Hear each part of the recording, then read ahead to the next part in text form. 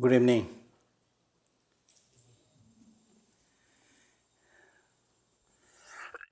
First thing I should do is coughing. So, to start with, I would like to share a few points. I have given many talks, physical talks, online talks, but as far as I remember, I don't recall giving any talk from my own side unless it has been requested. But this one is different. Nobody requested me. So, of late, unfortunately or fortunately, a number of people are saying that the talks are useful. So I thought it is time to start talking on different topics. 2 days, 3 days, 1 week, things like that. So this is the first talk. The most important thing for all of us to remember is that we all want happiness, do not want suffering. As far as happiness is concerned, we want the longest, the best, and everlasting. As far as suffering is concerned, we don't like even the bite of a mosquito. Although this is the case, but in reality, as Shantideva says in his Bodhisattva way of life, that even though we desire happiness, but because of ignorance, we destroy our own happiness as if it is our enemy. Even though we have this wish to shun suffering, but we keep on chasing suffering because we do not know what is right, what is wrong.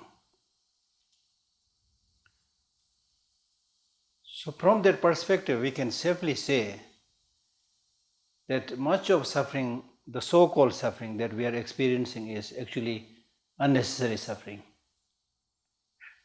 Unnecessary suffering in the sense that provided if you have developed some kind of awakening, awareness, many of these sufferings that we encounter can be easily eliminated. Therefore, one Tibetan teacher by the name Shangtun Tenpa Gyatso, a very famous teacher, he said, there is no one who will catch hold of your hand and throw you into heaven. Similarly, there is no one who will catch hold of your leg and drag you into hell. Your happiness and your suffering is in your hand. Do not cheat yourself.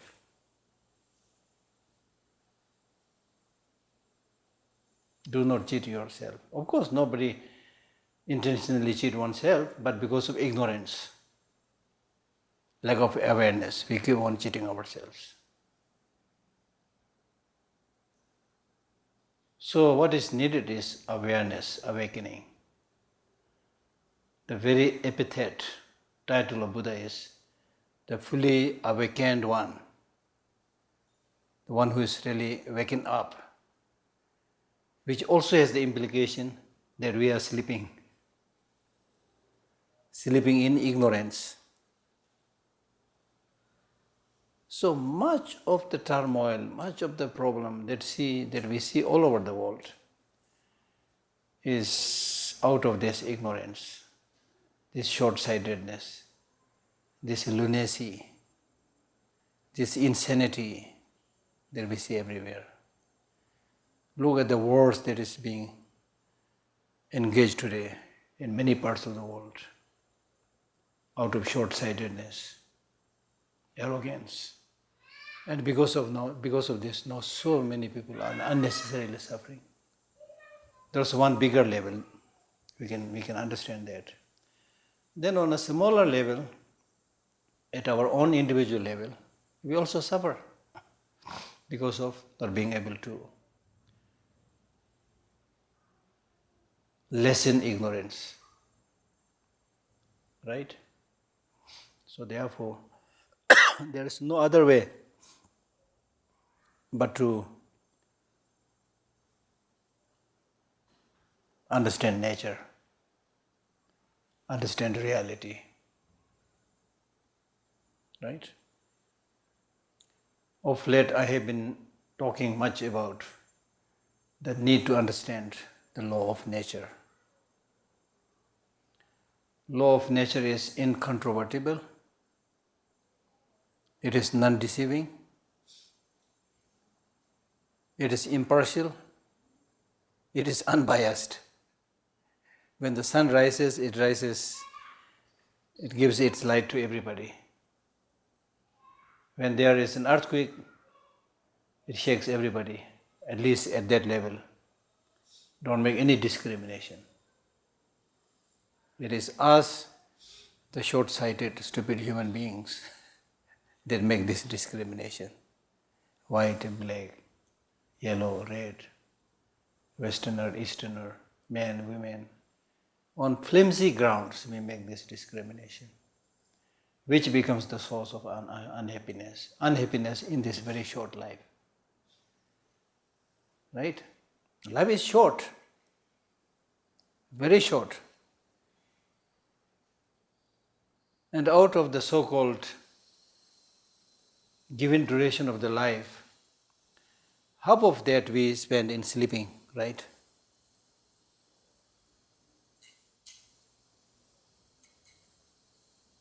And while we are awake, we get distracted to so many things. For food, for going to, for doing this thing, that thing, So there's hardly any time to practice. There was a Tibetan teacher who very often asked his student whether you are seriously studying. Then the student would say, yes, sir, I'm studying. Then the teacher would say, no, you are lying. Because in the night you are sleeping, in the day you remain distracted, so when do you get time to practice? That's why in Buddhism there is so much talk about the need to have concentration, meditation, concentration. Our concentration is very difficult, especially in these days, when there are so many things that would draw your attention, where you get distracted. Right? And the Buddha himself has clearly said that if your mind is distracted, then you cannot achieve any meaning.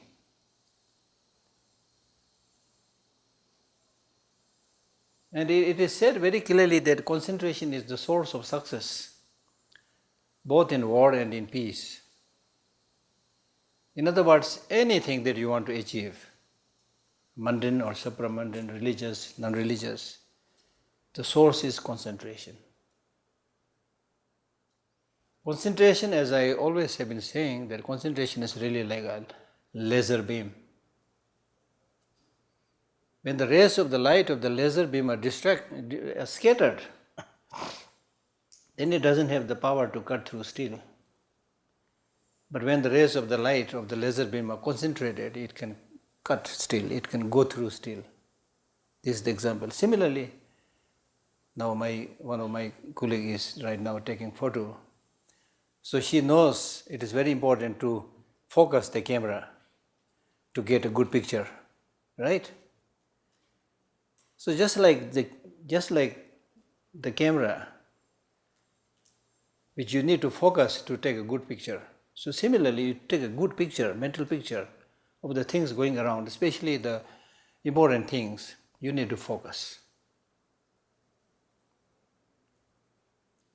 And when you focus on something, pay attention to something, show interest in something, then the object becomes interesting, it doesn't become dull. I always give the example of small kids, If you give some toys to small kids, they are so delighted. Those toys are their world. They pay their full concentration in those toys. Therefore, they enjoy. Right now also outside there are a number of kids who are just, they hardly have anything, but with small things they are happy, they are enjoying. But when we grow up and get a little bit more indoctrinated, whatever philosophy it is, unfortunately some ways of thinking are already crooked, based on wrong notions, wrong ideas, which makes matter worse, right?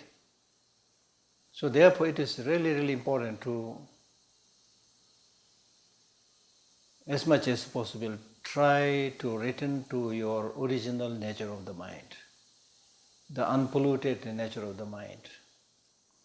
And you can get a glimpse of that unpolluted mind through reflection, through meditation. Normally, as I said, we are totally distracted, We let the five senses run wild. You need something to look at, something to touch, something to smell, something to taste. I mean, look at the situation of the world today. We are all running basically. We are all running everywhere. The more developed the country is, the more people do running there. Actually, it should be the opposite. If you really develop the country, that means you have many facilities to take, rest, to relax, enjoy nature, things like that. No. People become all the more busy. And now we try to match the speed of technology. Can we outdo the speed of technology? Can we outdo artificial intelligence? Can we outdo metaverse? Or in other words, is it necessary to do that? No. From my point of view, and I hope this is in harmony with the Buddhist teaching, this try to catch up with the external material changes may be not so useful. In Buddhism, we say we are already hallucinated, as I already mentioned, because of ignorance. We are unable to see the reality. We run after the appearance. And the appearances are deceptive, appearances are illusions. Now, in addition to this given illusion, we are creating more illusions in the name of artificial intelligence, in the name of metaverse, in the name of so many other things.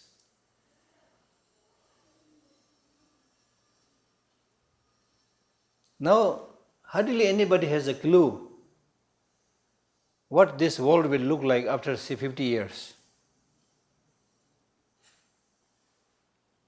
Because the space of change is so fast. Space of change of science and technology is so fast. Science and technology are now trying to manipulate our thinking. It is even thinking about how to change our very existence, our very identity. So with this kind of fast-changing world, how will you be able to cope with life? It is suggested by many thinkers that the only way to cope with this almost like unstoppable change is going within. When you go out to the external world, right? When you go out to the external world, for example, like when you go out to the external world and say go to the atom, for example, go to the external world, then we try to find out what are the basic stuff by which the material substances are made of. Then we say it must be atom particles. Then we try to analyze, the scientists have been trying to analyze what is the fundamental building block of these atoms. The classical physics, they try to really, they hoped that they will be able to pinpoint the fundamental building block so that they will be able to say, yes, we found it. This is the naughty guy by which the whole world is made of. They couldn't find that. They couldn't find that. Now we have the modern physics, especially the quantum physics, which is trying to analyze quanta, the smallest one again. Now when you go to the smallest one, they were shocked. Because what they once thought as atom or particle, it changes into wave. And when they thought this is a wave, it changes into particle or atom, So they were shocked. That's why many people say that nobody understands quantum physics.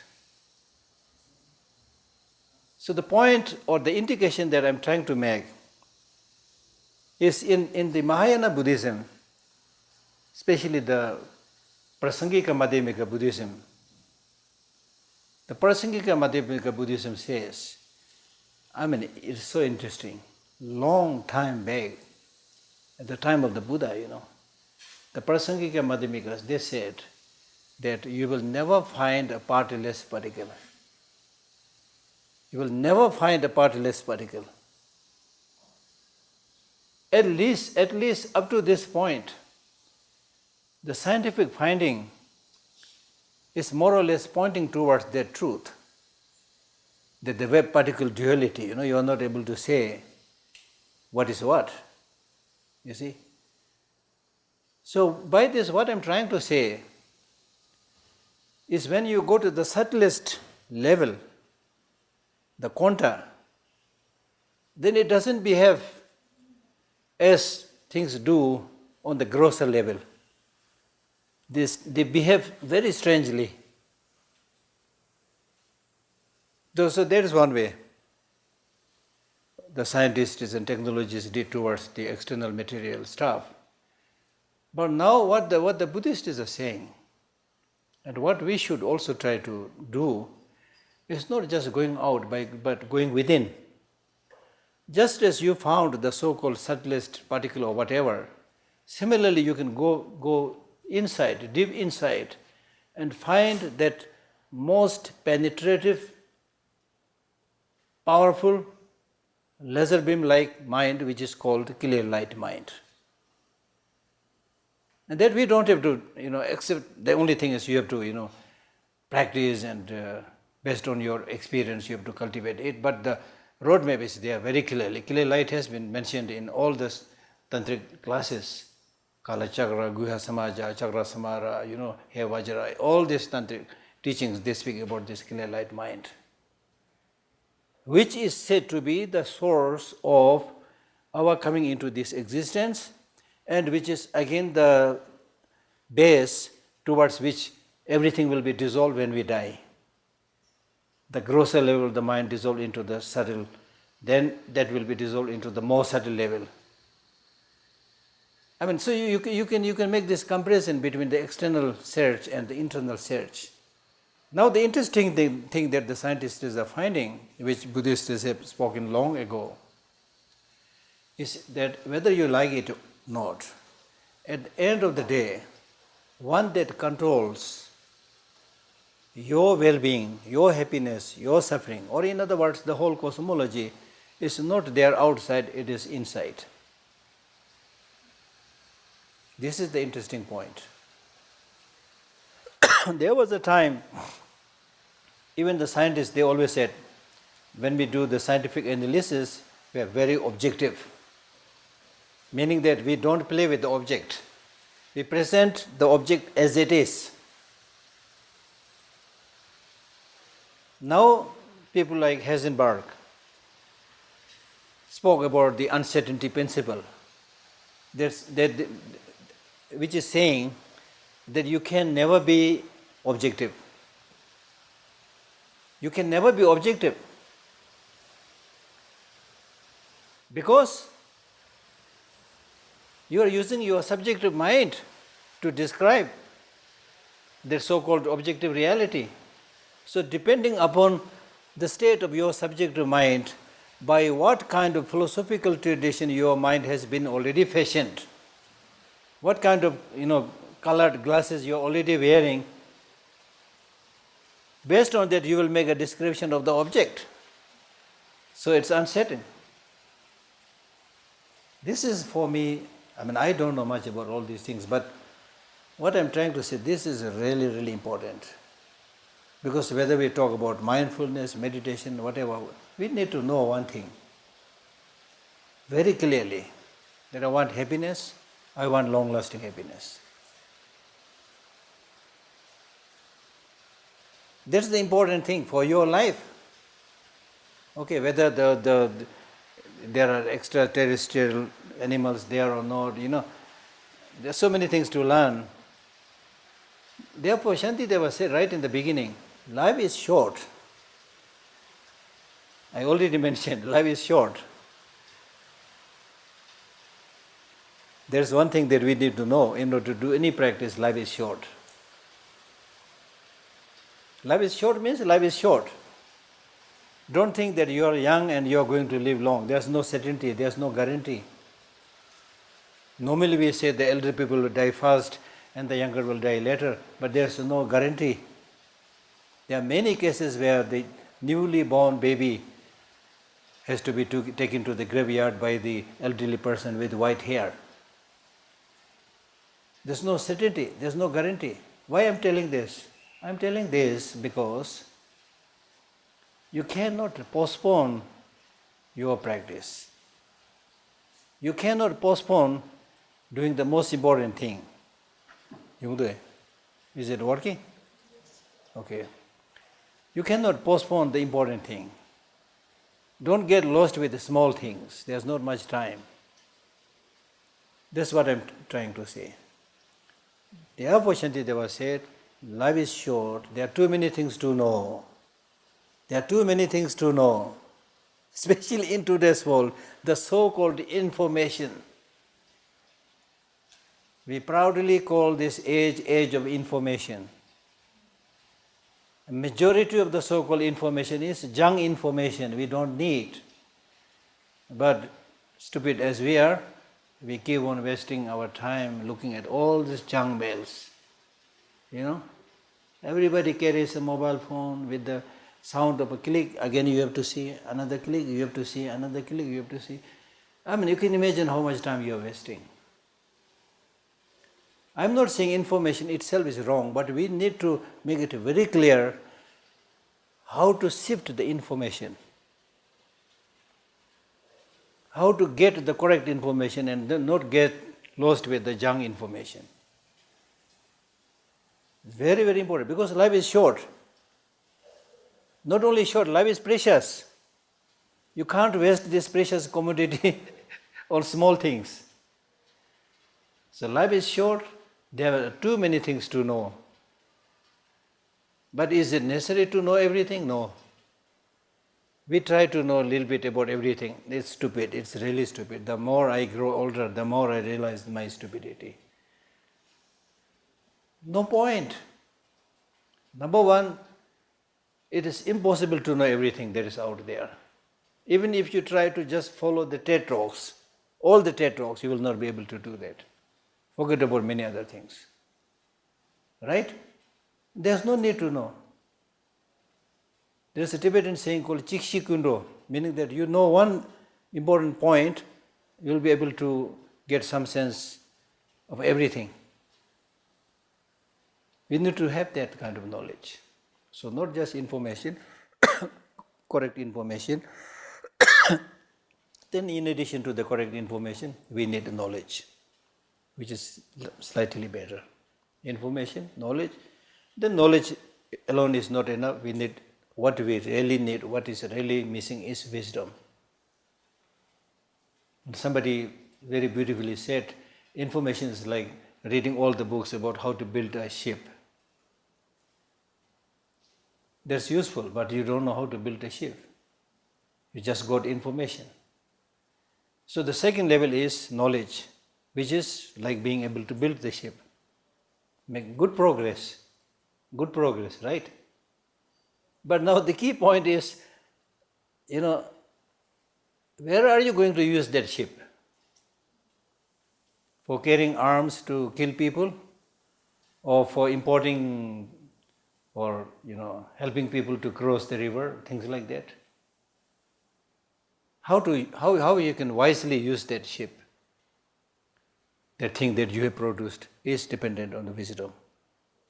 Now you can see clearly how much wisdom we have today in the world. All these accumulations of arms and ammunitions, including nuclear bomb. Russia has over 6,000 nuclear bombs. America has 5,000, something like that, you see, imagine, to kill people. Now because of this conflict and mischievous deeds of some other little bit powerful, countries, the smaller countries have now started stockpiling arms. So huge arms deals is going on right now because their country is threatened by those who have those things, you see. Right?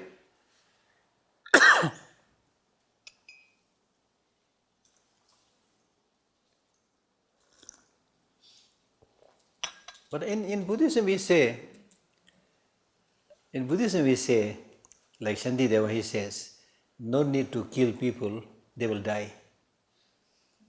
I mean, that's called wisdom. Amazing, really amazing. I mean, look at people. Number one, they all want happiness, don't want suffering, but they are getting enough suffering, not much happiness.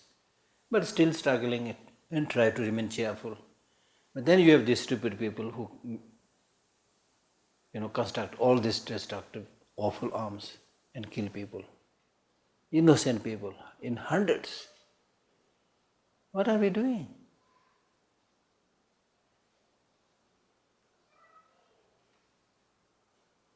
Right? You don't have to kill people, they will die. You don't have to create suffering, they are already suffering.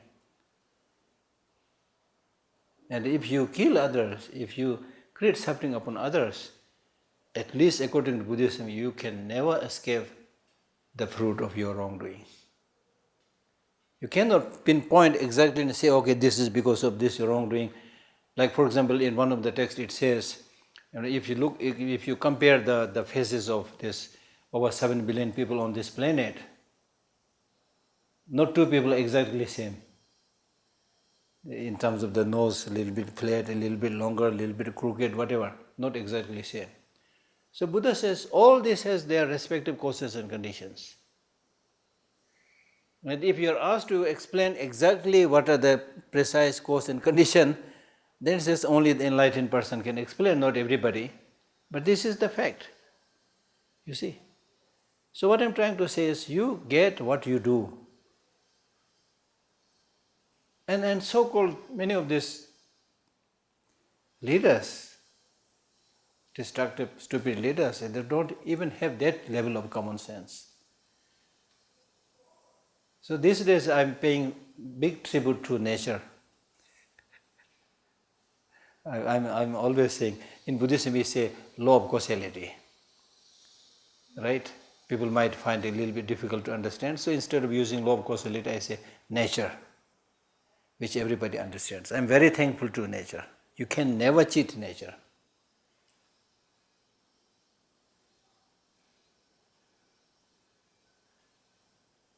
The terrorists or the selfish leaders, they all will die after 20, 30 years. Thank you, nature. I didn't kill them, right? They have to go. So it's better for them to realize all these things much in advance. A good leader is one who creates happiness among his public, among people everywhere, you see. You can do that. You have the power. You have the means to do that. You can make so many people happy. You have this opportunity. So instead of doing that, you are bringing misery upon misery. What a life you are leading. So anyway, I don't have control over them. But at least on our level, we should try our best to make our life, as His Holiness says, beneficial to others. if not at least refrain from harming others. As simple as that. And we can do that. And His Holiness always says that if you are able to make around 10-20 people happy in this life, you have achieved your purpose of coming into this world. Instead, you created suffering upon 10-20 people, then your visit on this planet is useless. So all these countless teachings that the Buddha gave, meditation, mindfulness, compassion, bodhicitta, wisdom, this, that, they all come down to one thing: helping others. We talk about concentration. Concentration for what? This object, that object, flower, Buddha, so many things we can talk about later on. I'm sure you have a sense out of this already. But at the end of the day, concentration in helping others. It's not just what is the fun of watching your breath the rest of your life and die, or concentrating on a flower and nothing, don't let anything else come into mind, just the flower. I mean, at that point of the time, you may get some, relaxation, but beyond that, what is the benefit? The main benefit is to concentrate in helping others, to concentrate in removing the sufferings, to concentrate in removing your own negative emotions. So this practice called concentration can be applied in so many things. Concentrate in developing the positive emotions. Concentrate in removing the negative emotions. Concentrate in helping others. Concentrate in not harming others.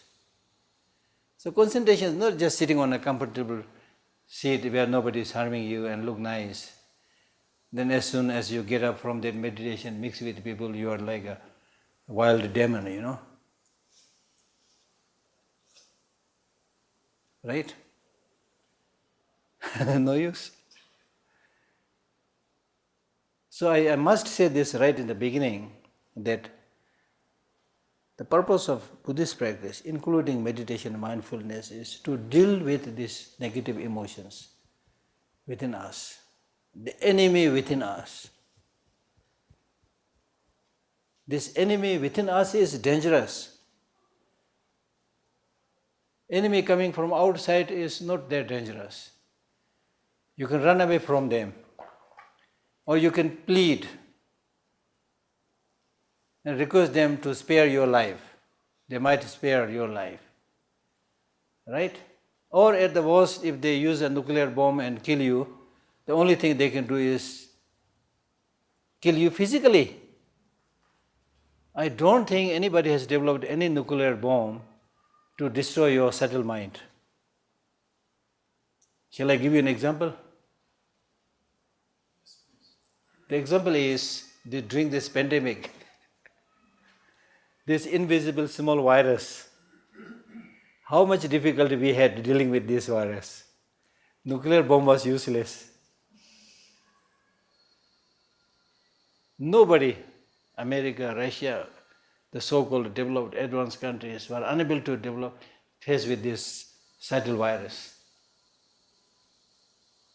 Marve.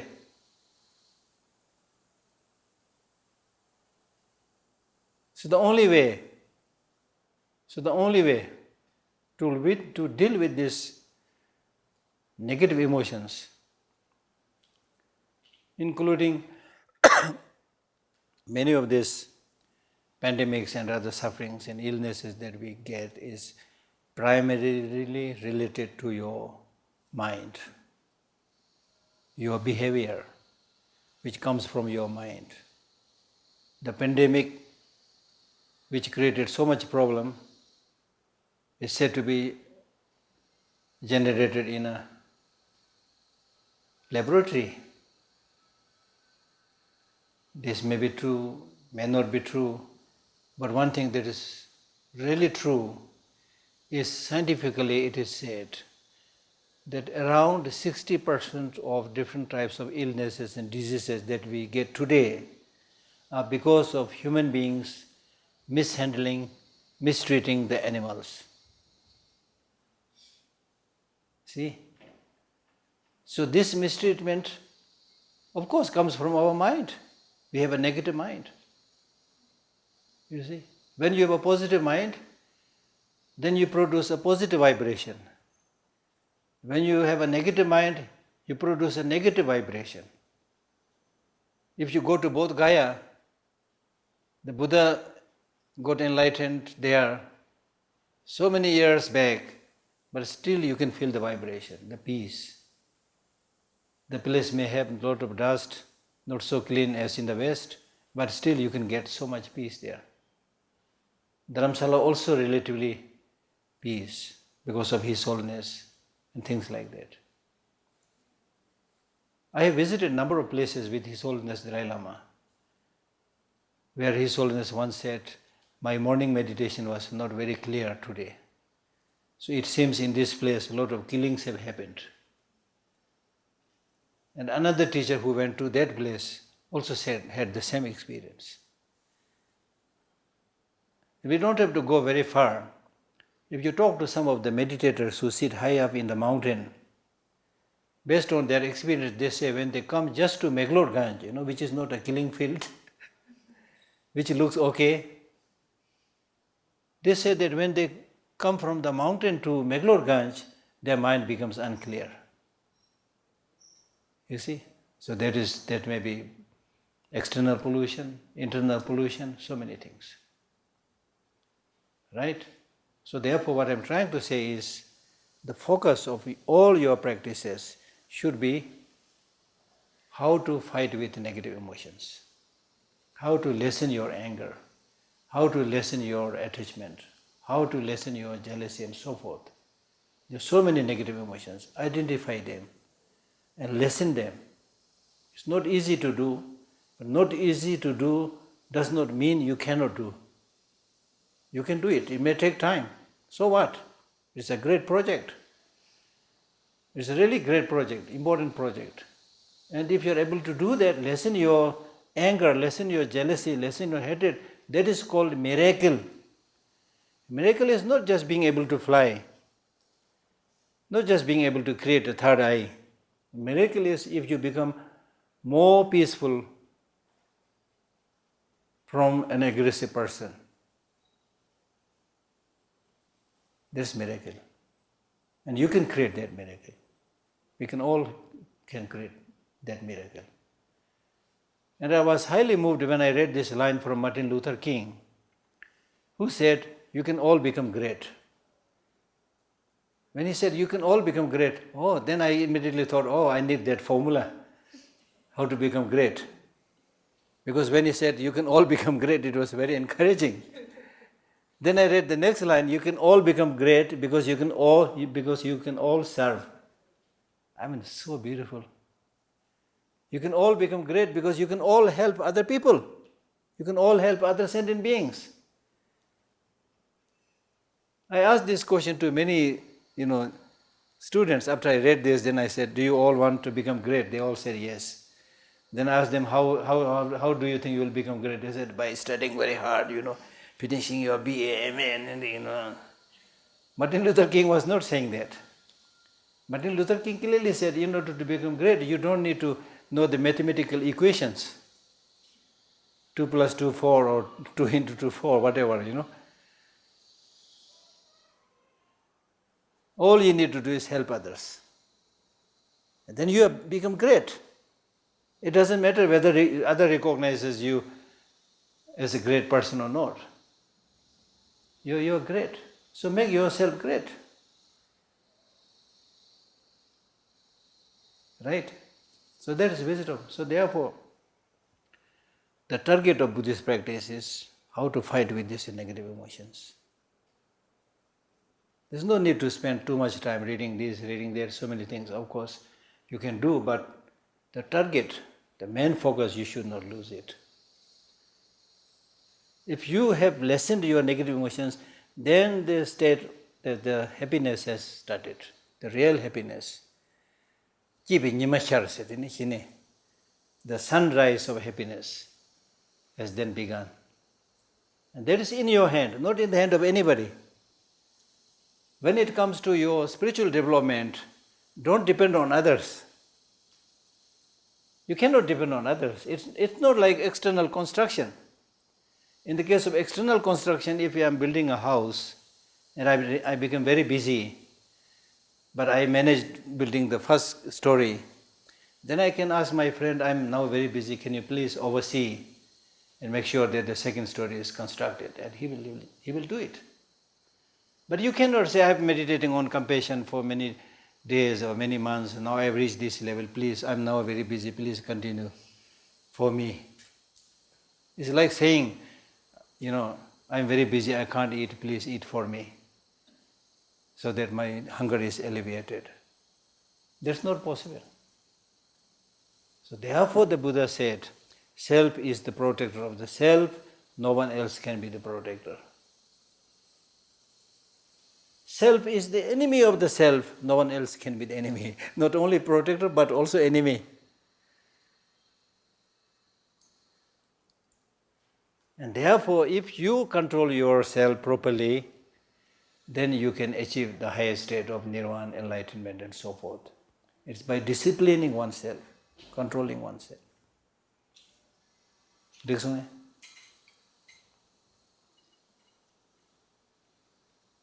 Okay, questions? Any questions?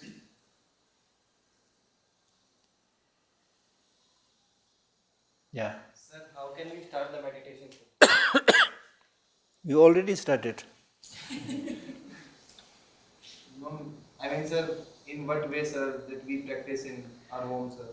The best way is, I said, the purpose of all practice, including meditation, is to reduce negative emotions, like anger. Now to start with that meditation, what you need to do is, what is the benefit of anger? What is the advantage of anger? What is the disadvantage of anger? Do a research on that. All those advantages, write a long list. All those disadvantages, write a long list. Be honest with anger. And with that kind of impartial judgment and analysis and research, if you really find anger is useful, go on with anger. Get more angry. Fight with everybody. Right? It's commonsensical. But through that, as the Buddhist teachings have been saying, through that, if you find that anger is really destructive, not useful, then that is the time to try to reduce it and not to get angry. That's meditation. The actual meaning of meditation is getting habituated. Gom khomba. Getting habituated. Getting habituated with what? With negative emotions, we are highly habituated already. We are all advanced meditators. Anger, jealousy, hatred, we are all already very good in that. So the area where we are not habituated is compassion, love, patience. Why this is so? Why this is so? We are more habituated with negative emotions, not with the positive emotions. Why this is so?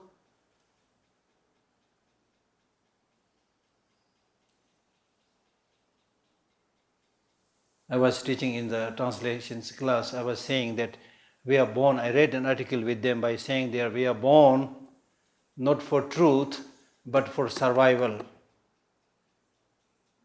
This is according to the scientific explanation. We are born not for truth, but for survival. For survival, what you need? You need attachment to produce children, to pass your gene to the next generation. And if anybody comes on the way, you need to get angry and fight and defend yourself. So these so-called emotions become useful for survival. So therefore we pay more attention to this. We develop more of these negative emotions. Therefore in science they don't even call those emotions negative emotions. Because they say all emotions are necessary for survival. But in Buddhism we say these are negative emotions. And I do think that scientists also say that if you have, anger or attachment more than the more than necessary, it's not good. I think they will agree with that, you see.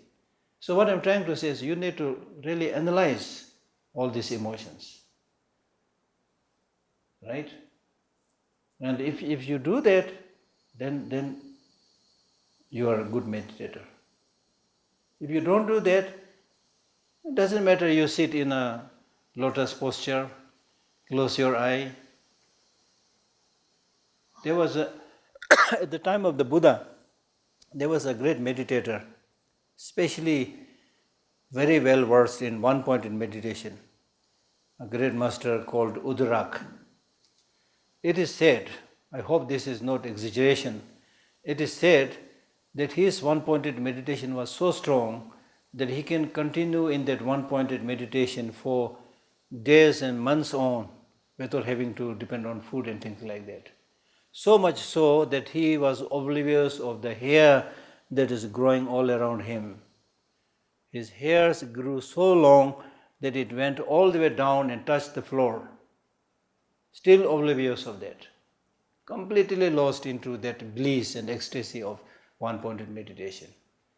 And unfortunately, the cave in which he was meditating was infested with rats. So the rats chewed the end of his hairs, cut off the end of his hairs, still oblivious. But when he got up from his meditation and saw that the end of his hairs had been chopped off by the rats, he grew wild, he got angry, meaning negative emotions came back. One-pointed concentration was very strong, right? So that alone is not enough. So therefore we need a second kind of meditation which is called analytical meditation.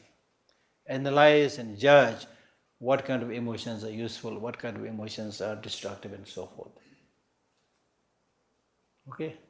But if you're interested in the actual, of course I'll explain a little bit later on also, yeah. Any questions? Yeah. It's regarding the anger again. I'm just Speak a little bit louder. okay. You need a mic? No. Okay. I'm okay. You're okay. It's about the anger again. Yeah. I'm just sharing a bit of experience I had, and I was angry to some people, of course, and then I thought there is no point of getting angry. I kind of suppressed the thing. I didn't fight or argue with them. Nothing happened. And one day here, I was staying here in Dharamshala.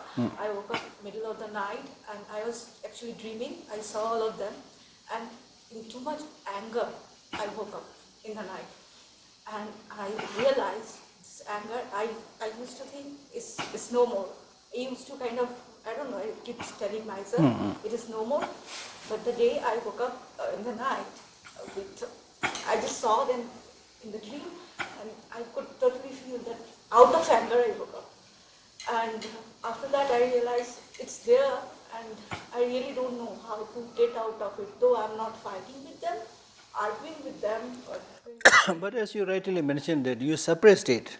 Yeah, so how? So suppression is not the solution. That's my question. Suppression is really like you're not letting other people know it, but deep down you may still have that resentment or disliking, whatever. Yeah, I could feel that the disliking is So that is not good.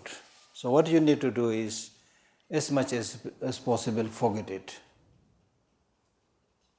Forget it means like how can you forget it? If you have a television screen from which you get a scene of a person who is yelling at you, calling by your name, saying all the nasty things, will you get angry with that person in the television? Huh? no, Why? because the person is Because this real person and the person in the television both are saying the same thing. You are nasty, you are ugly, you are smelly, whatever, you know. So why did you get hurt by this person, the real person, and not the one from the television? Because you are able to see that what you saw in the television is not the real person. The so-called real person with whom you confronted is also, in a sense, like the person in the television. That's why in Buddhism we say things don't have inherent existence. They are only designated.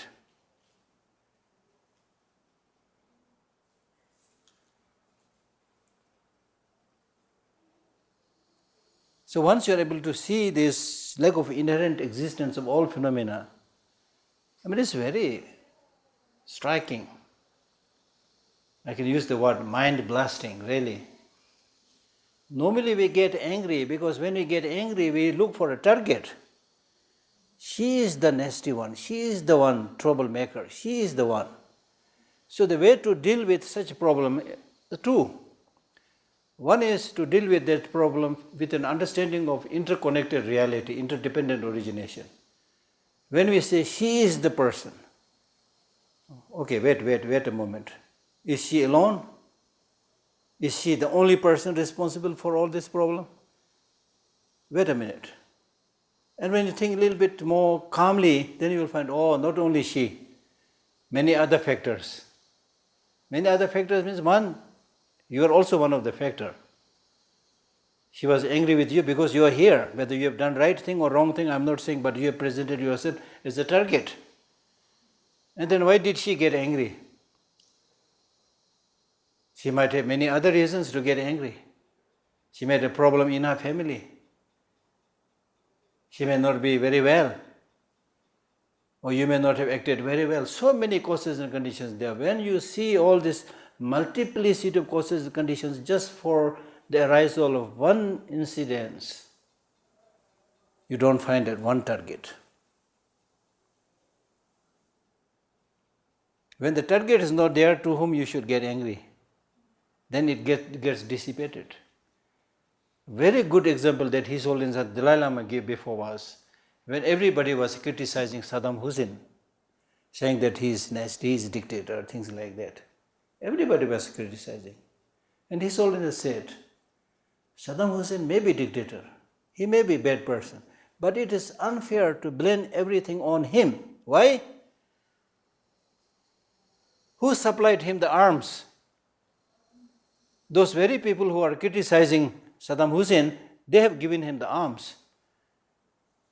If he did not get those arms, he may be very brute, he may be very barbaric, but how much he can do, you see. So any occurrence, any happening is dependent on multiplicity of causes and conditions. Therefore, it is unfair to just blame and point your finger to one factor, one cause, one condition. Let me tell you the story of encounter with the Buddha. Once Buddha was with his followers. Suddenly a stranger came, went straight to the Buddha, spat on his face, very angry, and spat on his face. Then Buddha's attendants, followers, they pushed him around, and then after that, they even pulled the courage to say something to the Buddha, saying, your patience is too much. Your patience is too much. I mean, this man, this stranger, without any reason he came, spat on your face, but still you are not reacting.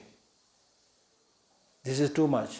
Then the Buddha said, no, I am not upset with this stranger, I am upset with you people. You people have been staying with me for so long, supposed to be studying and practicing and meditating with me, and this is how you reacted today when this stranger came and did this thing. With the stranger, you don't know, I don't know what are the reasons for him. Somebody might have said many bad things about me. That may be his reason to get angry, come to me and spat on my face. There may be many other reasons. Number one. Number two, when somebody gets angry and does something wrong, it goes back to him, not to the person who he does the wrong. So with all this understanding, I did not react. And it is said that next morning, the first thing that the stranger did was, it is said that this stranger who spat on Buddha's face, he could not sleep the whole night. And the first thing that he did the next morning was came straight to the Buddha and asked for his forgiveness. Because he was shocked and surprised to find a person on his face you spat, And still this gentleman was completely calm and not reacting, you see. Right? So therefore my point is, when we realize, the so-called physical realities of men, women, they're all like ethereal, they're all like bubbles, ready to burst out, insubstantial. So what is there? Therefore in Shantideva Bodhicharya Avatar, there are stanzas by saying that, how can a person who is impermanent get angry to another person who is impermanent?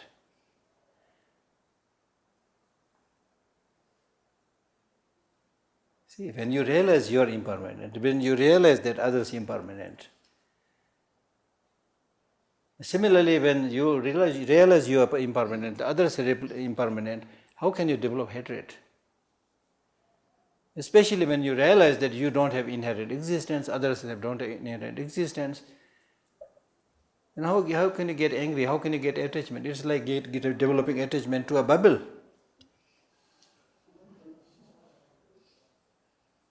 It's getting angry with a bubble.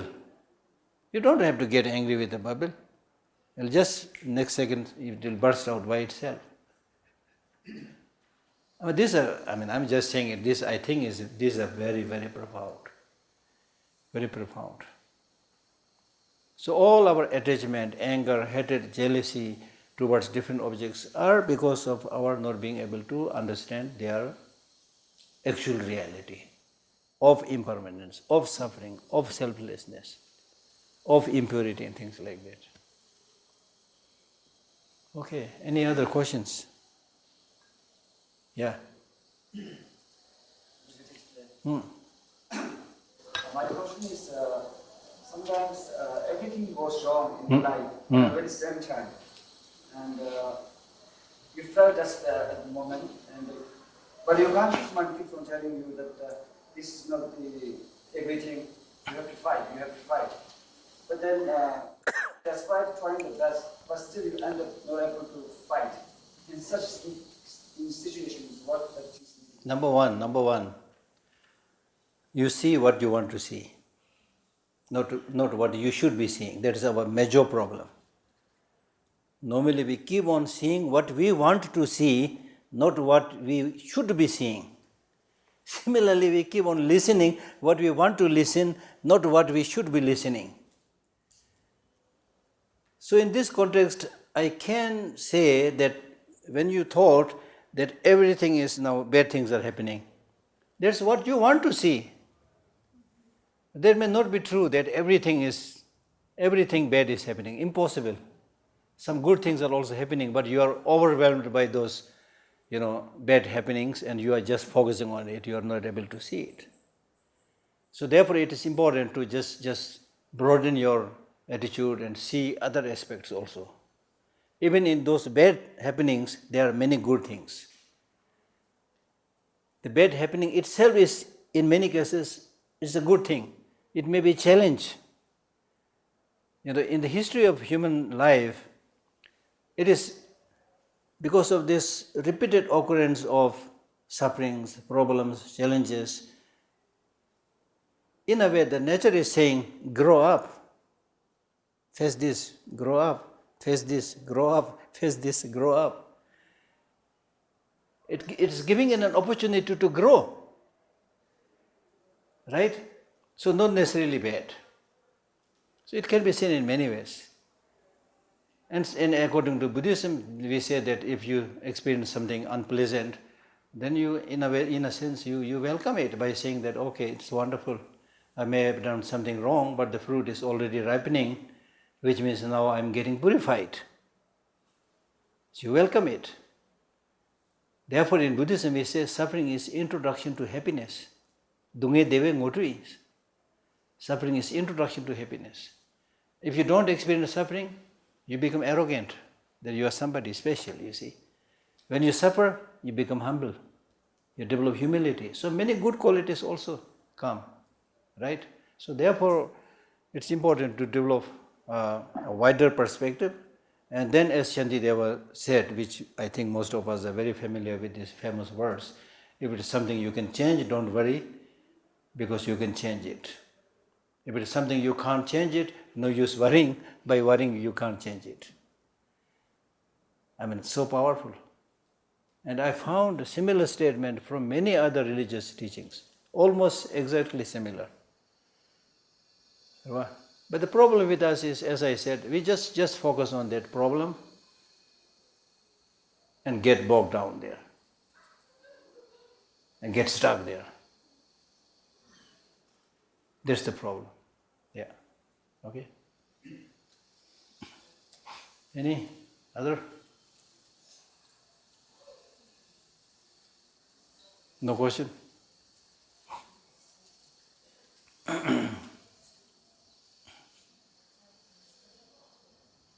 I'm not saying I have all the answers, but it's very fruitful to engage in discussion rather than one-sided lecture or talk.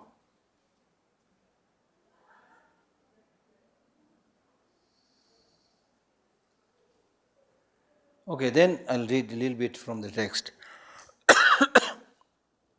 Now, if we start a little bit about meditation, whatever practices you do, whether your practice is on compassion, or your practice is on loving kindness or bodhicitta, whatever, it can be done in many ways. Generally speaking, practice during the session and practice after the session. That's called post-meditative state. Meditative state and post-meditative state. The meditative state, or the time when you do the meditation, that is actually like charging the battery. Why do you charge the battery? You charge the battery so that you can use the flashlight when you go into darkness. Nobody will charge the battery and then use it in the broad daylight. Chirve. Nobody will do that. So that means you engage in steady meditation so that you get the needed vista, the vision, the power, the wisdom, so that you can deal with the post-meditative state. Meaning that after meditation, when you get up from the meditation, deal with your business, meet with so many people, then there is a likelihood of getting many problems. Right? So purpose of your meditation is to be able to benefit your post-meditative state when you meet with other people, when you do different kind of things. Just like the charged battery using in the darkness. When you go into the darkness, you need that charged flashlight. Now if that battery has not been charged, there's nothing to use. So similarly, if we have not meditated, then there's nothing. This is exactly what we have seen during the pandemic. Many people, they never developed any of the internal mental resources. They are not familiar with their mental power, mental resources. They don't know how to pull those mental resources out. They have never meditated. They have never practiced mindfulness and so forth. So when they experience that pandemic and asked to remain indoor, people had difficulty how to live alone. It's so strange. A number of people, especially in developed countries, committed suicide. Because as you know, in the Western life, you always are very fond of going out, partying with friends, eating in the restaurant. Hardly people cook inside, you see. So you're so much used with this socialization, going and mixing with people. Now suddenly, when you are deprived all of this and asked to remain inside, you don't know how to deal with it because there's nothing in your mind. You've always been like going out. This is a major crisis, major problem in today's world. We think that happiness will get from outside. That's why people are running with the speed of aeroplane now. We are running. Still we say late. I'm late. Oh, sorry, I'm late, And everybody, it has become a fashion to say that I'm busy. But to be busy is not important. What is important is, what are you busy about? In ancient Tibetan text, there is a saying which says, your feet are very, very swift, but you are not reaching to the place where you should reach. So we are exactly like that today. Everybody is running and busy, but we are not reaching to the place, we are not doing the things that we should be doing. That's why so many people are suffering from depression, loneliness, low self-esteem, I don't know what others. So many problems. So this is exactly what one of the Kadamba master, he said, the problem in the human society is we don't know how to live alone and also don't know how to live with others. Chikpur de musuwa, kunda draw mesheva. Amazing. Meaning that if you want to live with others, then you should have love, should have affection, should have generosity and so forth. You don't have that. If you don't have that, learn to remain alone. You don't know that. And people in fact get confused with solitude and loneliness. People don't suffer from solitude. People who really go into solitude, they don't suffer. They enjoy life. But people who don't know how to live alone, they may be surrounded by millions of people in big cities. I mean, it's just a paradox. You may be living in a city with 10 million, 20 million people. Here is this fellow suffering from loneliness. So loneliness is not so much a physical loneliness, it's a mental loneliness. Not being able to connect to others with love, with affection and so forth. Right? Then we have meditators sitting high away in the mountain. Every day they connect themselves. They don't have mobile phone to connect. They don't have any internet to connect. Mentally they connect. The way to connect to Buddha, or if you want to talk about God, the way to connect to Buddha is not telephone. It's not mobile phone. It's mind to mind. Right? So similarly, when you have this mental feeling of being connected to everybody with love, with affection, you may be physically isolated, living high in the mountain, but you are basically surrounded by all these people. You are praying for their well-being, you see. You never feel lonely. That's different. So the point is that it is really your mind. So this mind, which is so crucial, which is your boss, take care of that mind. Develop these internal resources. And once you are able to develop all these mental internal resources, you can cope with any changes that might come in the future.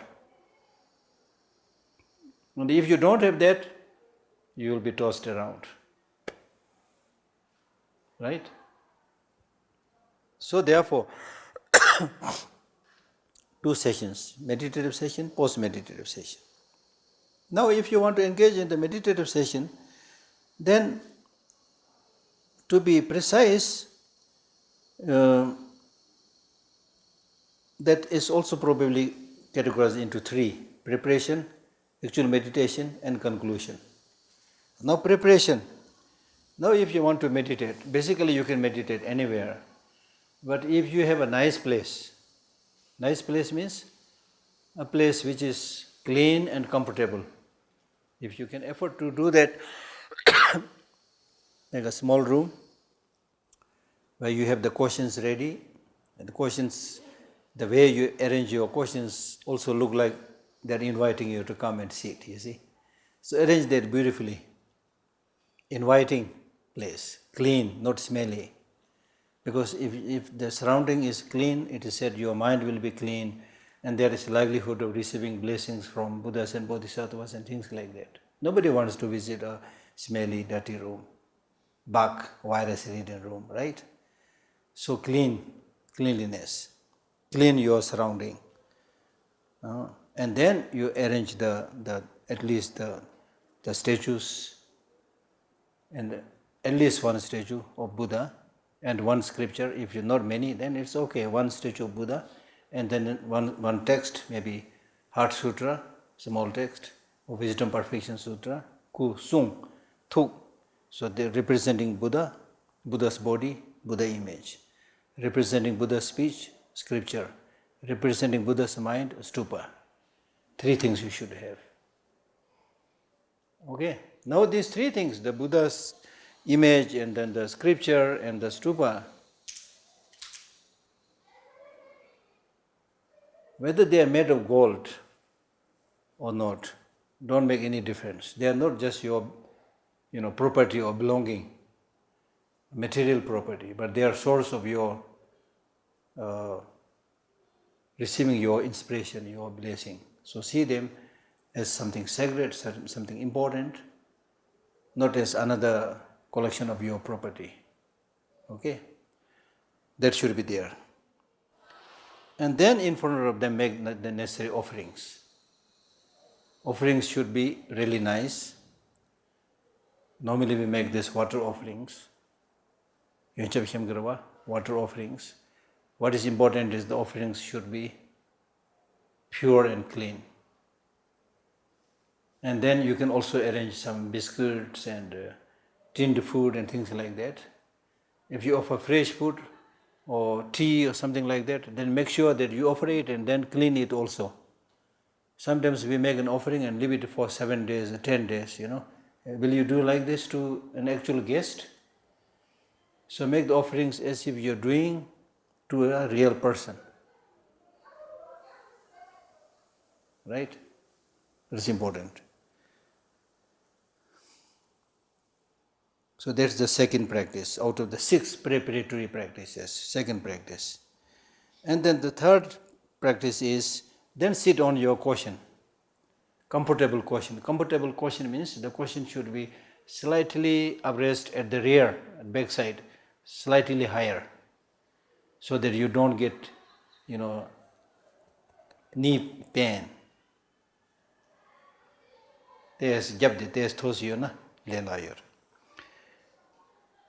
And then observe a correct posture.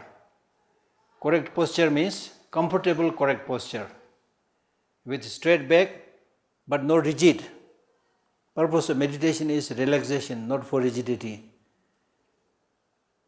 The back should be straight but not rigid.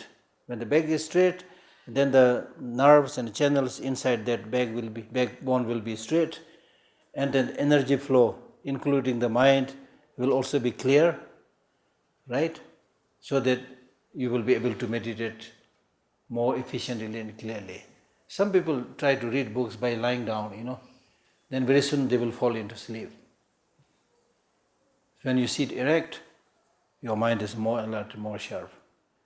It really shows you want to do business, So that's important. And then take refuge to Buddha, Dharma and Sangha by reciting this words, Sanji Chodna Soja Shonamla, these 4 words. I take refuge to Buddha, Dharma and Sangha until I become enlightened. Through my practice of giving and so forth, may I be able to achieve Buddhahood for the sake of all sentient beings. So that is cultivation of bodhicitta and taking refuge. These 2 are very important for a Buddhist practitioner. Taking refuge is a way to differentiate yourself from wrong paths.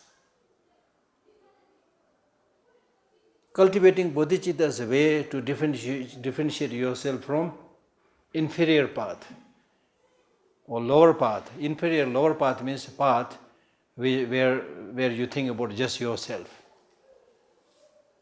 In the cultivation of bodhicitta, we talk about well-being of all sentient beings. So this you should recite and take refuge to Buddha, Dharma and Sangha and cultivate bodhicitta with a wish to become enlightened for the benefit of all sentient beings. And this recitation you should do until you are able to develop some feeling within your mind. Okay, that's important.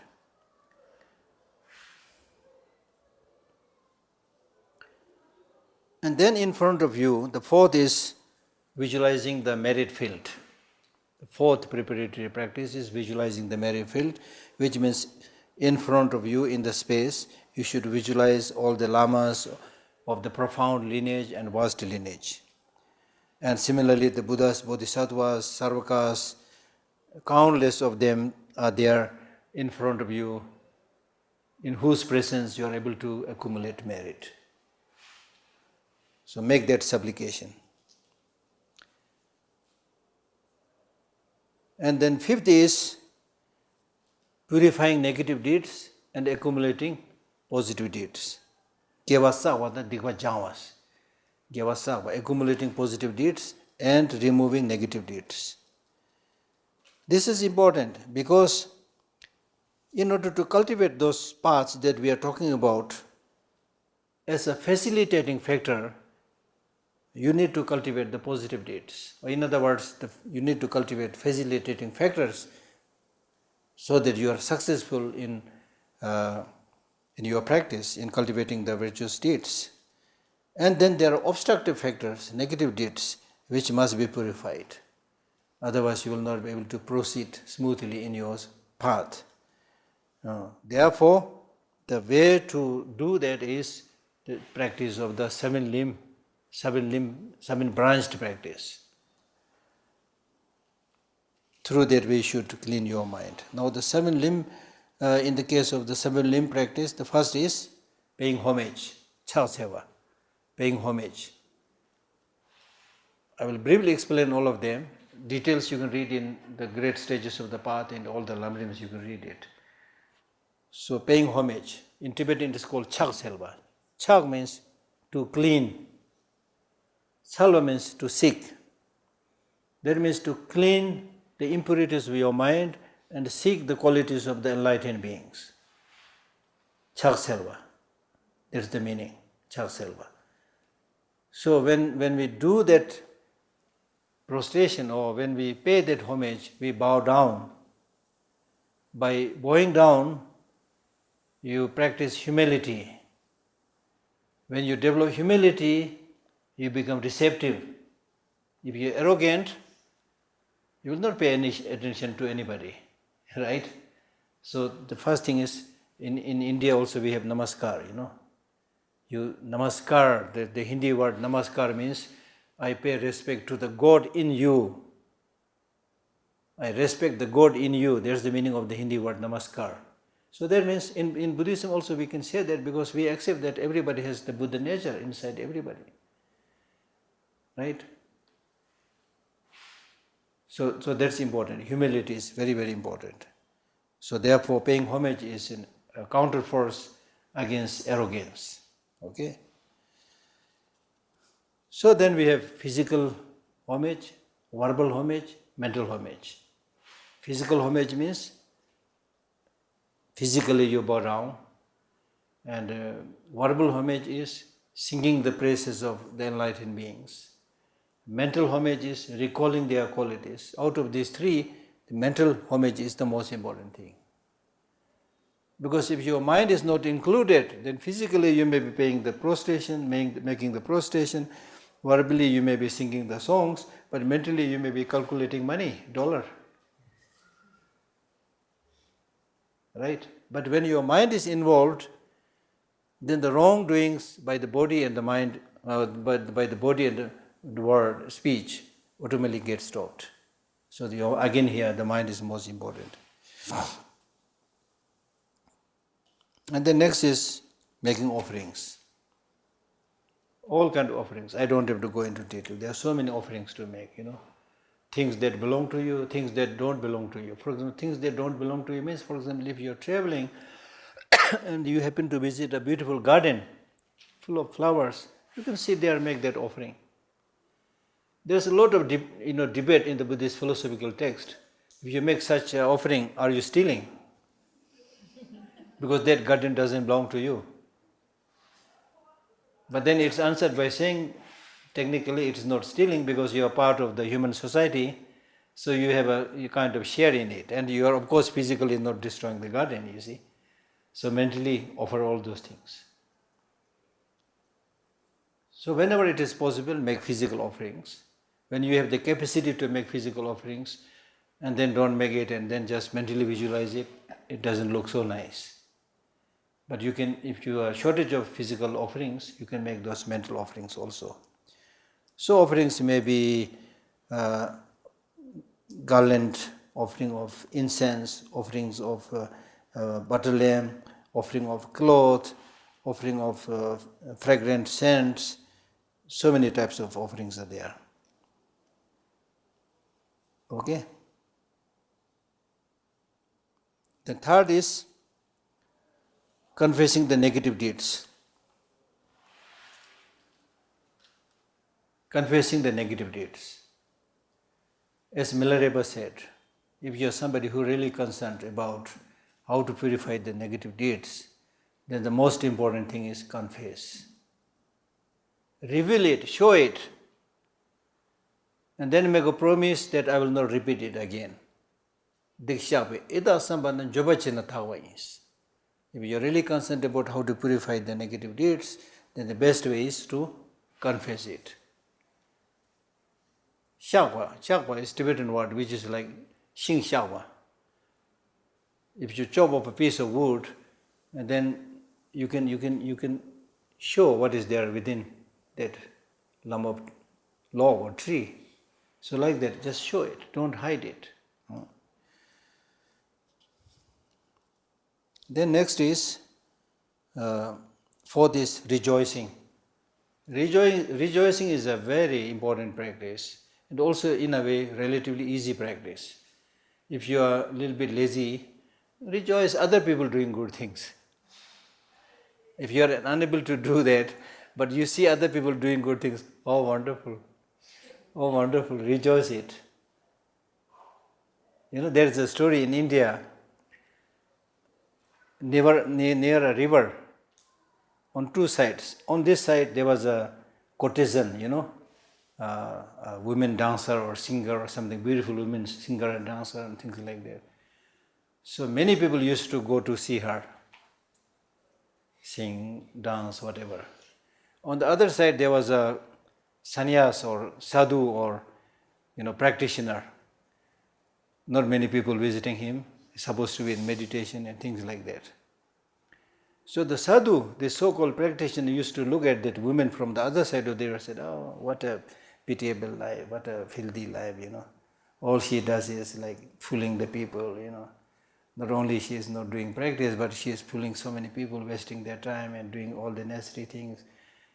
That so-called practitioner used to think like that. But this woman here used to admire, appreciate. I wish I'm also like him, he may be meditating, he may be practicing, so many things. So slowly with the passage of time, both of them died. And they ended up in the same place where the Lord of the death make the judgment or whatever. So the sadhu was there, the woman was also there. But then on the day of judgment, the Lord of the death, he asked the women, go to heaven. The sadhu was quite exasperated, he was shocked. This is unfair, I've been practicing and she is just a singer, dancer, how can you do this? He said, no. You were there in the ashram, but all you thought was negative things about these women, you see. You didn't do any sincere practice. Whereas she may be singing, dancing, but her mind was appreciating the good things, you see. So it's your mind. It's your mind really, at the end of the day. It's not the external outlook, you see. So many of you may be much, much better than somebody wearing a monk's robe like that, you see. This is your mind, okay?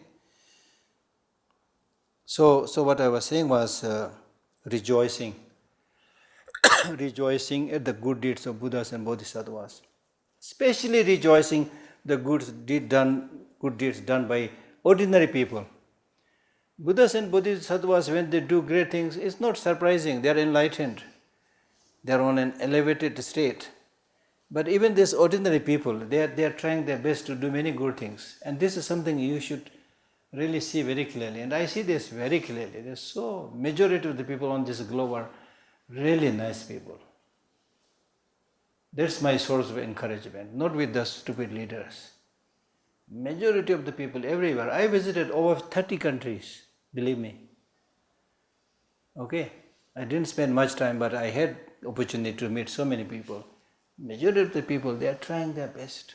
to do something good, not to hurt others. They are generous, they are nice, you see. Right? So there's every reason to rejoice their good doings. They are not Buddha, they are not enlightened ones. They are ordinary people, but trying to be good. Rejoicing. And then next is requesting the teacher to give teaching. Done the will of Dharma, as we said, requesting to give the teaching. Because in the case of good teachers, they have to be requested, not a volunteer like me, as I already announced, Good teachers, they have to be requested. But profit-oriented teachers, marketeers, there are teachers who are marketeers. They will of course make big advertisements, say, come and attend my teaching, enlightenment in 1 week and all those things. Right? Whereas good teachers, you have to request them. Okay? But then there is an exception. I am supposed to be following that exception. If you know there are people who are interested and without any other wrong motivation, and especially if they are unable to request you to give the teaching, but you know that there will be people who want to get this teaching, then you can give the teaching. That's also there, okay? So I have not completely violated the rule, okay? Then the sixth is requesting the enlightened masters not to pass away. This morning people offered long life offering to His Holiness the Dalai Lama. That means not to pass away. And that makes huge difference. That shows that the teacher is wanted. Right? So therefore it is important to tell the teacher clearly that you want him stay along with you. That's important. And then the next finally is dedication. Dedication. Dedication means whatever good things you do, having done that good thing, you should dedicate it by saying that may this good thing that I've done become a cause to become enlightenment, to achieve enlightenment for the benefit of all sentient beings. So it's like depositing your money in the bank, where even if you don't get much interest, hopefully it will not be lost. I'm using the word hopefully because these days nothing is sure. Okay? So dedicate it.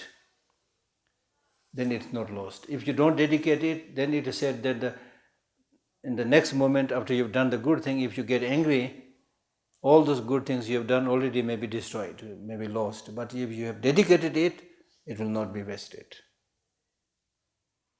So these are the 7 limb branch practice. All right, I'll stop here. Thank you. See you tomorrow.